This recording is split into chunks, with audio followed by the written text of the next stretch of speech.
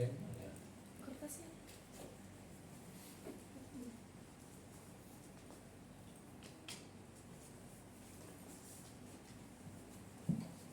Siapa yang mau menyampaikan sesuatu? Siapa silakan. Saya Pak Don. Silakan Pak ya. Baik, terima kasih yang saya hormati Pak Don, Bang Ik G3, Kak Serapin G6, dan kawan-kawan yang terkasih. Ini angkatan 24 yang ini, Meta angkatan 23, Eka angkatan 22 ya. 22, 23, 24 ada sinergismenya. Tapi memang kita tidak punya optimisme terlalu kuat dengan beberapa angkatan sebelumnya. Karena memang angkatan-angkatan itu tuh dibentuk hanya untuk menyambung generasi ke generasi. Memang untuk kita ini kan usia sudah 34 tahun ya. Saya ingat dulu, artinya itu mengandung G itu ada yang disebut dengan G0 yang dilakukan oleh Bang Hen dan kawan-kawan di MRPD. 100 orang, setelah itu barulah di press ya. Karena memang tidak mudah untuk membuat kaderisasi, harus dimulai dari nol dulu. Makanya mereka bilang anak ayam jadi Garuda itu. Mulailah angkatan 1. Mungkin sejarahnya banyak generasi muda itu. Tapi kalau selevel-level kami itu dulu karena memang yang seniornya masih jiwanya goes on fighting, spiritnya kuat, mereka masih bisa menceritakan itu. Dan sampai sekarang pun diceritakan baik oleh Bang Hen, Bang Ik. Ya. Jadi dengan pesta perak kita ini angkatan 25 ya, kita vakumnya kurang lebih 9 tahun ya.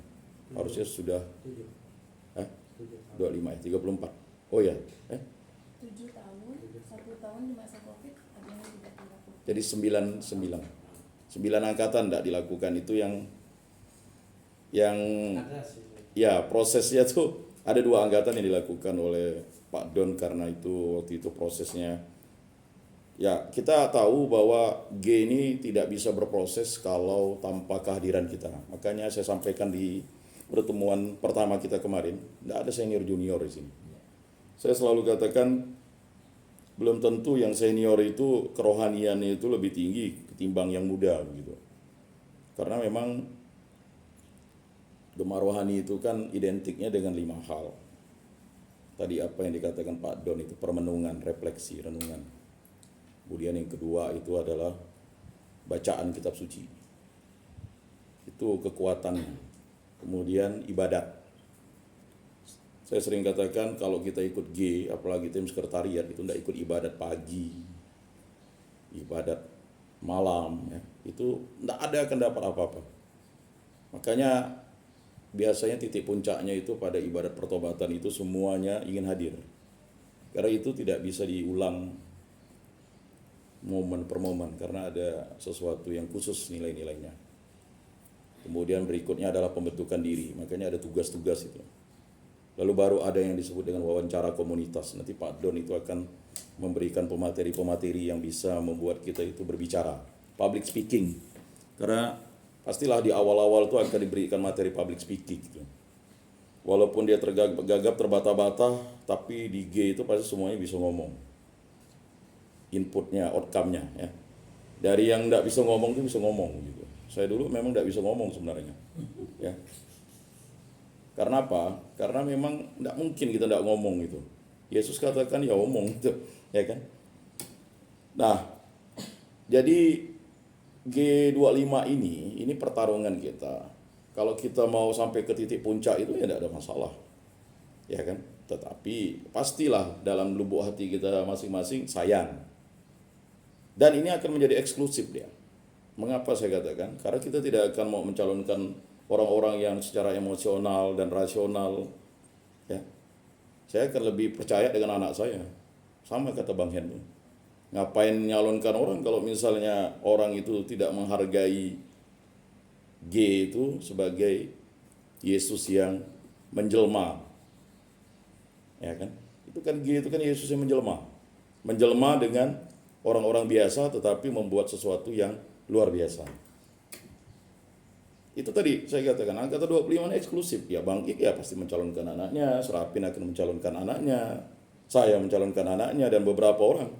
Saya juga. Iya, Pak Don mencalonkan anaknya. Karena apa tadi? Ikatan emosional itu. Makanya saya katakan berbahagialah kalian yang, ya ini kan anaknya Boni juga, ya dia dah mencalonkan anaknya, ya kan. Kemudian saya kemarin mencalonkan Arthur. Artinya kita akan dihadapkan dengan situasi ikatan emosional. Maka saya setuju apa yang katakan Pak Don itu. Ya mahasiswa itu palinglah 10% saja. Bahkan kalau bisa tuh, bukan saya bilang tiadakan, karena saya sudah mencoba beberapa tahun ini. Mahasiswa ini ada kehilangan arah. Dan arahnya itu di SMA. Setelah dia mencapai level kuliah, dia udah paradigma berpikirnya jauh tuh. Pengkaderannya harus ini idealisnya, ini. Tapi sebenarnya dasarnya sudah rapuh. Itu. Berikutnya saya mau katakan, ngapa eksklusif? Makanya Pak Don katakan tidak terlalu sulit.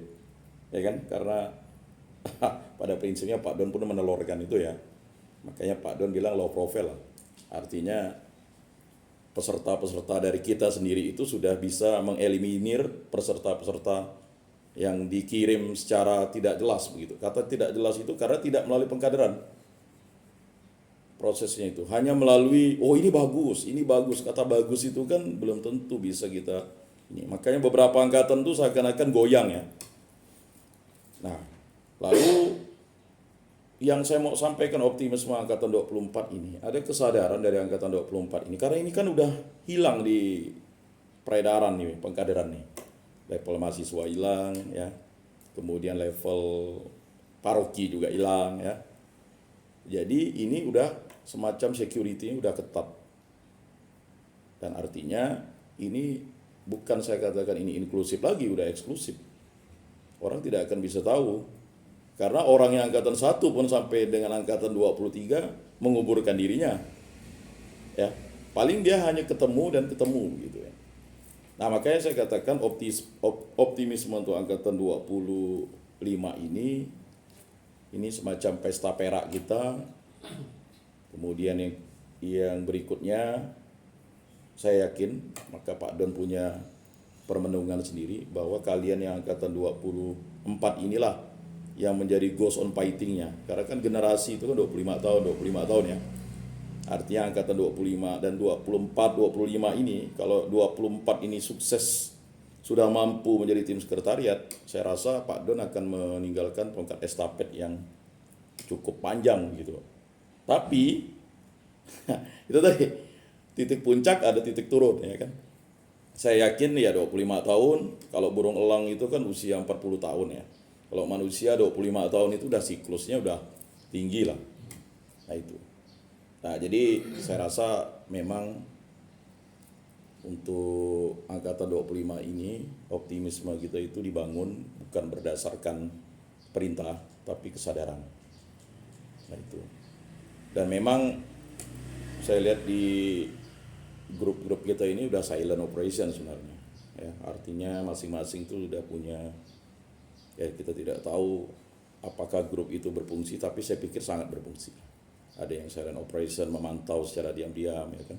Tapi Romo Dedi selalu memberikan motivasi. Ya saya selalu lihat ya di situ Romo Dedi itu memberikan motivasi dengan dokumen gereja, dengan apa. Saya pikir kita sudah punya ya kan. Kalau kita baca apa yang dikirimkan Romo Dedi itu atau Pastor Dedi angkatan 9 itu luar biasa kalau mau baca ya. Maka Pak Don bilang kita kalau kerohaniannya sebenarnya di grup itu tidak tertinggal karena Pastor Dedi itu walaupun dari jauh dia mengirimkan renungan-renungan itu kan. Nah yang terakhir saya katakan mari kita laksanakan ini, dan saya lihat memang tempat yang sangat strategis itu Sarikan. Dalam lubuk hati saya yang saya dapat feel-nya kalau Nyarungkup ini kalau udah di tepi jalan ya, saya ingat angkatan berapa lalu tim sekretariat lalu cari jengkol lah yang direfleksikan dari jengkol dia apa kan, kalau makan jengkol 2 kilo 3 kilo ya betul sih, tapi udah enggak lagi seperti dulu ya kan. Suasana hutan itu enggak dapat gitu. Karena dalam hutan itu kan permenungan kita tuh fokus gitu. Suara burung, ya kan. Ini suara belum jauh udah ada mobil di situ. Udah terlalu dekat gitu, Pak. Lain hal kalau dulu kita bisa menggunakan sekolah di seminari ujung, bahkan Wisma Rini itu. Karena memang ada suasana kebatinannya dapat begitu. Karena tidak mungkin kita membuat sesuatu itu, ya kan? Kalau kita sulit-sulit, ngapa tidak buat di Immaculata saja kan? Immaculata tempat udah tersedia. Cuman kan lihatlah nanti tim sekretariatnya, ya kan pasti, oh Pak Don, saya izin nih, maksa di depan, ya ujung-ujung tidak dapat chemistry-nya. Tapi kalau disarikan, itu memang suasana kebatinannya kuat. Saya rasakan sendiri, dan itu memang kalau saya ya untuk tempat dan juga akses nanti ya kayak Bang I, kayak saya, kalau ada beberapa orang yang memang sibuk dengan rutinitas itu bisa memonitoring. Dan pada malam pertobatan itu rata-rata dari angkatan 1 tuh bilang cobalah jangan jauh-jauh katanya. Malam pertobatan itu kami ingin hadir walaupun PP, ya kan? Karena itu kan semacam inaugurasi kita gitu. Suatu momen yang sakral. Maka Pak Don selalu bilang, jangan dibuat-buat barang ini. Siapa yang ingin mau dicambuk silakan, siapa yang tidak ya silakan, siapa yang mau menangis silakan. Yang penting jangan sampai histeria lah, sampai terlalu overhead kan. Karena kalau overhead ini bingung juga gitu. Jadi itu Pak Don, kalau saya sampai di situ. Terima kasih Pak Don. Ya, terima kasih. Tidak perlu saya ulangi. Jelas. Boleh nambahkan nggak Pak? Boleh. Kalau di Nyarongkot tuh kan kita pada metik jengkol tuh, cuma disarikan kita disediakan masakan jengkol. Ya pastinya pohon jengkol banyak. Itu saja. Sister Grace. Saya tidak sempat. Nggak apa, WK. Nyanyi terus. Enggak, kita punya lagu di Mau arisan loh. Iyalah, lanjut Kak. Angkatan 11. Iya.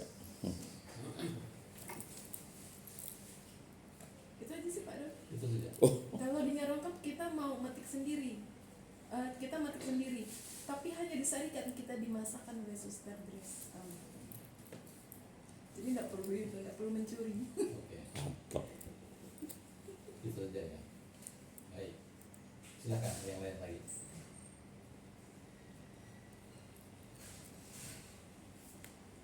Baik, ada ya? Ada. Baik, terima kasih atas waktunya. Pertama saya minta maaf minggu lalu tidak bisa hadir Sibuk. pas ada acara keluarga yang tidak di setting waktunya pada jam yang sama. Jadi akhirnya saya melalui jalur tidak di grup saya WA. cek ke Pak Don, maaf Pak Don saya tidak bisa. Tapi saya yakin Pak Don juga sudah tahu saya pasti mendukung Ya. komitmen sebagaimana dulu juga ini, sehingga saya tidak bisa hadir kan, tapi yang angkatan 24 kemarin saya memang sudah komit dengan Pak Don dari awal. Saya bilang karena jadwal sudah ada saya tidak bisa, tapi saya berjanji untuk bisa menghantar ini sampai kepada titik puncaknya, walaupun saya pada saat terbang itu tidak berada di tempat. Nah, itu janji saya dan terbukti juga memang kita bisa. Nah, sehingga belum bisa kenal dengan yang baru ini. Nah, saya juga belum yang mau diomongkan tentang gini. Nah, banyak juga ngomong dulu. Tapi intinya tadi saya dengar Yan sudah bilang bahwa kita ini tidak ada lagi angkatan kalau sudah selesai dari sana. Ini untuk memotivasi yang baru juga, jangan terlalu khawatir misal mengambil tanggung jawab bergabung di sini. Siapapun yang menjadi panitia, timnya, semuanya mendukung. Ada yang mulai dari rapat-rapat tidak pernah hadir. Dari awal sampai akhir, sampai di pelaksanaan tidak pernah hadir, tapi dukungannya luar biasa. Dia banyak, karena waktu angkatan kemarin saya ini dia tiba-tiba nih ke saya, Bang, saya udah transfer sekian, saya udah nyuruh orang transfer sekian, Mas, tidak pernah nongol sampai hari ini. Nah, itulah DJ. Ada pergerakan yang senyap-senyap gitu, tapi Silent. bekerja. Banyak pengalaman yang sudah kita ini begini untuk itu, makanya kenapa saya pribadi semacam suatu kesaksian. Tadi juga Bang Yan udah bilang dulu tak pandai ngomong, ya sama semua. Kalau saya dulu mungkin bahasa Pontianak senggol bacok nih, tak perlu ngomong kok senggol bacok. Nah, tapi saya bersyukur saya bisa di G.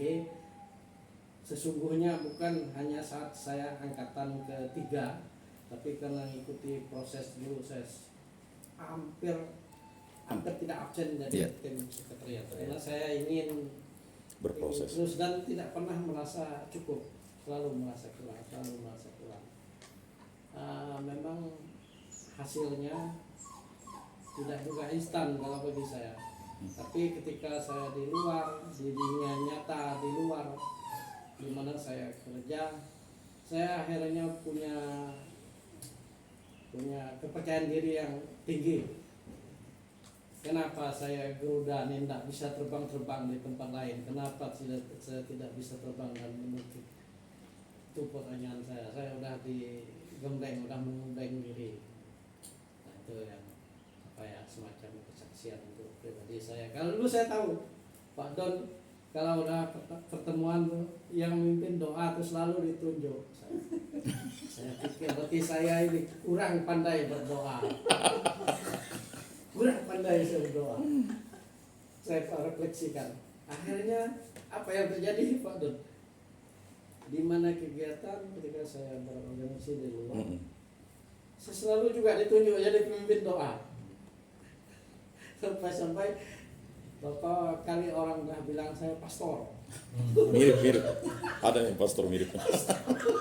Saya sampai kita dengan kawan-kawan kami pergi dikejar orang, tanya pastor ini pastor tugas di mana? Sebentar pastor katanya. Nah, ini kami mau kasih sesuatu, dikasih blender dengan ini banyak. Kawan saya tuh hebat orangnya, kok saya ini bilang pastor, saya tidak mau juga membantah, saya Tidak enak ya. Ya itu tadi yang mulai tadi dulu tidak percaya diri, tapi saya tidak percaya diri, tidak pandai berbicara, tapi karena waktu misi itu formulir itu yang dikasihkan itu pasti saya lama-lama itu pasti sudah dipelajari oleh Pak Don. Harus dia latih kepada saya. Bahkan sampai belenggu pun saya mendapatkannya. Itu. Jadi untuk itu saya merasa itu ada manfaatnya dalam kehidupan saya, maka saya tidak mau itu hanya saya dapat sendiri. Itu setelah itu saya merekrut beberapa kenalan, beberapa anak teman untuk bergabung di sini. Mudah-mudahan mereka mendapat hasil yang bermanfaat bagi mereka secara pribadi maupun orang yang ada di sekitarnya. Paling tidak, saya rasa itu ya semacam mudah-mudahan itu bisa menjadi motivasi juga untuk kepercayaan diri juga untuk angkatan yang baru. Jadi jangan pernah khawatir juga, Pak Don sudah bilang kita ini dalang semua, pasti ada sesuatu. Angkatan dulu saya pernah dengan Pak Melano, saya harus ketinggalan 1 hari karena ngurus dana, karena dananya belum cukup. Bagaimana kata Pak Melano, nanti kita berutang dengan suster. Semalam-malam itu saya hampir kurang tidur. Akhirnya saya ajukan proposal ke suatu lembaga, beberapa orang yang saya kenal di situ. Akhirnya saya dapat dana cukup dan besoknya saya pakai bis ke Eropa. Nah, memang betul tidak pernah kita Kurangan. kalau soal dana jangan juga terlalu menjadi hal, tapi tujuan sentuhan rohani yang kita dapat di sini memang. Sekarang saya setuju Pak Don. Generasi ini kan lain, kalau terlalu banyak ceramah ini mungkin udah Bosan. Beda, bosan. Tapi bagaimana ada simulasi yang membuat orang cepat untuk mendapatkan sesuatu. Sementara itu Baik, terima kasih. Nah, Sheryl, kamu akan pulang jam 2. Kamu dengan siapa? Sendiri. Dia sudah minta izin jam 2, dia harus pergi karena dia akan mempersiapkan diri untuk kegiatan apa? Koordinasi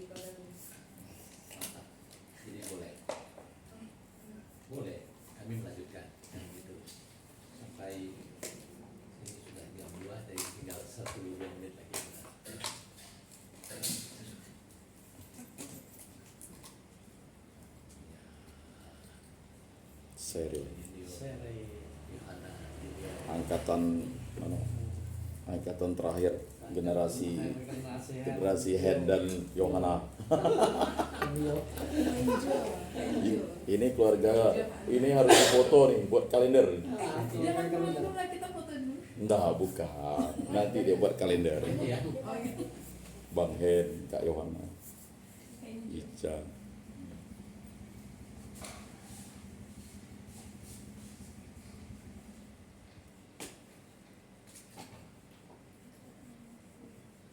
Ya, boleh. Cek. Oke. Nah, kita sudah dengar dari Pak Ian, dari Pak Dik, kita mendengar semuanya. Berarti Kawan nih serius. bukan. Nah, ada lagi mau bicara? Kalau tidak lagi yang mau bicara, kita simpulkan. Nambahin sedikit. Ya, Baik, terima kasih sebelumnya. Terus saya juga mau minta maaf karena minggu lalu juga sempat diadakan karena kan kumpul juga sama keluarga. Kalau dari saya ingin berbagi sedikit pengalaman sih untuk yang di bawah saya kayak kenapa, terus yang di 24. Selama saya mengikuti 2 angkatan di setelah saya, kan itu saya jadi tim sekretariat sama jadi pembantu tulis juga. Mungkin di awal rasanya itu seperti tertekan karena apalagi yang pas di angkatannya di 23 angkatan Delta. Nah itu kan memang nggak ada orang dari kita tim sekretariat aja nggak sampai 10 orang. Terus sakit enggak? Hah? Sakit. Covid. Iya, karena banyak juga waktu itu yang di tes ternyata pas udah 2 hari 3 hari sebelumnya ternyata positif. Akhirnya dari tim sekretariat hampir setengahnya nggak berangkat. Jadi kamilah beberapa yang berangkat. Nah di situ kondisinya saya tiba-tiba ditarik ke pembantu khusus. Nah saya takut nih, tiba-tiba kok pembantu khusus kerjaannya apa? Saya nggak tahu. Nah di situ saya takut. Pas saya takut, dan saya juga kayak Kak Ellen kan tiba-tiba langsung ngasihin ini tugas kamu ini. Nah karena saya anaknya yang tipe kalau dikasih semuanya gitu saya langsung bingung. Jadi pada waktu itu saya sempat kebingungan di hari pertama, terus di hari kedua saya drop, agak tumbang waktu itu. Sampai akhirnya kayak bilang kamu tidak boleh kayak gini, tugas kamu ada yang belum ini. Kamu jangan lalai kata Kak Ellen bilang. Nah dari itu hari kedua, terus hari ketiga akhirnya saya coba perbaiki pelan-pelan. Mungkin karena dari hawanya saya yang takut, terus merasa tertekan juga, jadi di diri saya merasa jadinya tidak percaya diri. Apapun yang saya kerjakan pasti saya pikirnya oh ini salah. Kayak Pak Don yang tiba-tiba saya, Kak, padahal Pak Don tuh cuma manggil saya mau ngambil kacamata, tolong ambil kacamata saya. Tapi tiba-tiba Pak Don baru panggil saya udah langsung gemeteran, takut waktu itu. Nah saya salah apa lagi ini tiba-tiba dipanggil gitu. Jadi yang mau saya sampaikan di sini pentingnya kita untuk lebih percaya diri dan yakin. Yeah. Jangan sampai karena ketakutan diri kita sendiri kita jadinya merasa takut terus menerus dan kita jatuh tenggelam. Kita boleh takut, kita boleh menyerah, kita boleh gemetar, tapi sampai situ aja batasnya. Besoknya kita jangan lagi takut, jangan lagi menyerah, tapi kita coba bangkit. Kita yakinin diri kita bangkit kembali. Nah pas di hari ketiga waktu itu saya mulai kayak coba perbaiki pelan-pelan. Terus saya juga udah mulai menyesuaikan kayak oh ternyata tugasnya pembantu khusus begini. Oh ternyata di malamnya hari ketiga saya mulai kayak oh irangnya Pak Don tuh begini. Terus kayak Kak Ellen, jadi saya udah mulai terbiasa kayak yang dari jauh Kak Ellen udah panggil, Kak kamu harus begini. Oh, oke siap Kak. Awal-awal mungkin masih takut, tapi karena balik lagi diri sendiri ingin meyakinkan bahwa oh aku bisa, nggak boleh nih orang yang lain aja bisa, kenapa aku nggak bisa. Nah dari G itu saya belajar karena waktu di G22 pas saya jadi peserta itu benar-benar saya merasakan kayak di formulirnya saya memang bilang saya kurang percaya diri. Saya selalu merasa bahwa apa yang saya lakukan itu salah. Jadi pada akhirnya kepercayaan diri yang saya bawa itu hilang, tidak pernah saya pegang sama sekali. Saat berdiri di depan umum untuk bercerita saja, untuk berbicara seperti ini saya takut.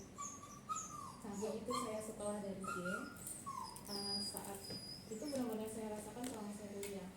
Mulai dari yang saya berani untuk mengambil tugas di presentasi, terus saya lebih berbicara dengan banyaknya komunitas, dengan ke orang tua. Kalau dulu saya ke orang tua lebih takut, karena saya lebih takut ditegur sama orang tua.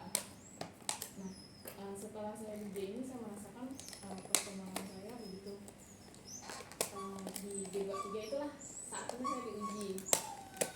saya diuji kayak kepercayaan diri saya harusnya ini udah merubah di sini. Nah, setelah di malam pertobatan, di situ saya mulai mengerti, ternyata apa yang saya alami di hari pertama, hari kedua, hari ketiga, sampai di malam pertobatan itu ternyata itu untuk menguji diri saya supaya saya lebih percaya sama diri saya sendiri, untuk ya bisa membantu teman-teman yang lain. Jadi puji Tuhan pulang dari G23 waktu itu saya udah dengan senyum yang lebar, udah bisa semangat kayak bergabung sama mereka G23, peserta-peserta yang lain, terus bisa juga lebih mengekspresikan diri untuk berkenalan dan bisa mulai bercerita panjang lebar. Nah, begitu dari situ saya ingin nih kayak punya keinginan lagi, ada angkatan selanjutnya. Jadi kayak di angkatan selanjutnya saya ingin nih menanamkan di diri saya, kali ini saya harus ikut lagi. Jadi kayak apa yang saya lakukan di saat ini mungkin masih banyak kurangnya, apalagi waktu itu pas di dalam tim persiapan saya kena keuangan. Nah, itu juga salah satunya saya juga cukup kaget kenapa dari sekian banyak orang Pak Don memilih saya untuk menjadi koordinator tim usaha dana. Jadi di situ saya berpikir kayak apa yang harus saya lakukan, dan di situ saya lihat nama anggota-anggota ini, aduh senior semua, gimana ya saya cara menghubungi mereka, saya pikir gitu kan. Jadi tapi pelan-pelan saya coba, dan ternyata puji Tuhannya dipertemukan sama Kak Wina. Nah, Kak Wina itulah temannya jembatan untuk saya dan anggota lainnya bisa komunikasi. Jadi untuk yang di G23 masalah dana mungkin saya tidak terlalu kelabakan atau khawatir, karena waktu itu uangnya cukup di saya masih belum terbebani gitu. Nah, begitu masuk ke tim G23, G24 angkatan mereka Teresa, saya juga cukup kaget lagi, dan lagi Bapak menyerahkan tanggung jawab itu kepada saya di usaha dan juga koordinator. Tapi karena udah ada pengalaman dari yang sebelumnya, saya cukup bisa mengendal itu dengan dibantu oleh Kak Wina, Kak Weni, terus juga ada Om Hendro, terus ada Om Felix juga. Jadi agak lebih berjalan lancar. Cuma waktu itu memang dari dananya agak khawatir, karena pas udah mau dekat-dekat pergi itu dananya saya tanya ke Kak Yudun, gimana Kak yang udah masuk berapa, terus untuk DP berapa. Nah, itu tuh Kak Yudun bilangnya aduh sangat mengkhawatirkan gitu. Jadi